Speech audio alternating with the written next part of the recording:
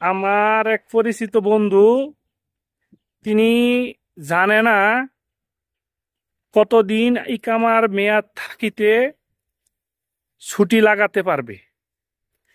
অবশ্য তিনি কিন্তু পুরান লোক। তিনি ইয়ার আগে 10 বছর বিদেশ করে দেশে একজেটে চলে গিয়েছিল। আবার সে নতুন করে আসছে, প্রায় 3 বছর হয়ে যাচ্ছে।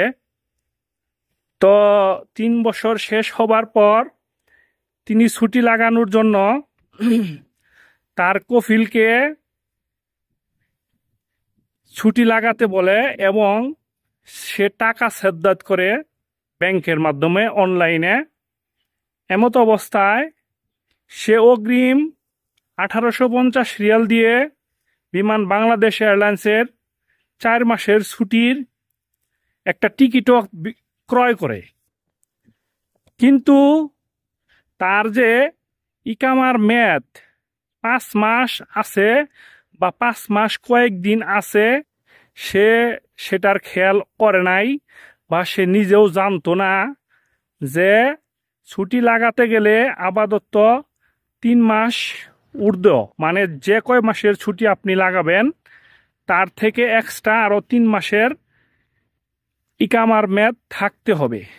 যার কারণে আজকে তাকে মোটামুটি ভালো ভোগান্তিতে পড়তে হয়েছে।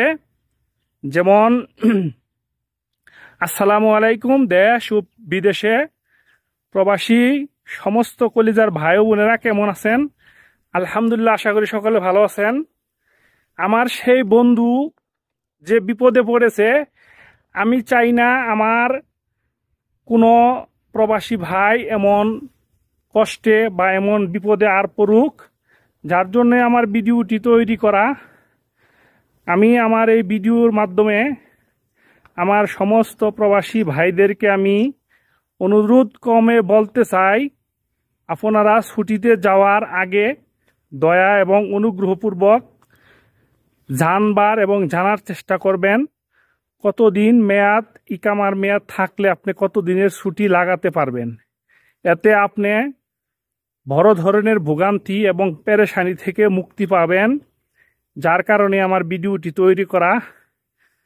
যে প্রবাসী ভাইয়েরা যত দিনেরই আপনারা ছুটিতে যান, ছুটি লাগানো যদি আপনি 4 মাসের ছুটি লাগাতে চান, আপনার ইকামার মেয়াদ অবশ্যই 3 মাস এক্সট্রা, মানে 7 মাস থাকলে আপনি 4 মাসের ছুটি লাগাতে পারবেন। যে ছুটিটা আপনি লাগাবেন সেটা এয়ারপোর্টের থেকে আপনি লাগবে, মানে আপনি যেদিন এয়ারপোর্ট ক্রস করবেন সেই দিন থেকে ছুটির দিন ধার্য হবে এবং নির্ধারিত হবে।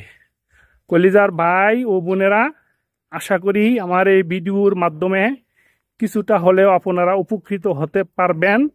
দয়া এবং অনুগ্রহপূর্বক ভিডিওটি শেয়ার, লাইক, কমেন্ট করতে ভুলবেন না প্লিজ।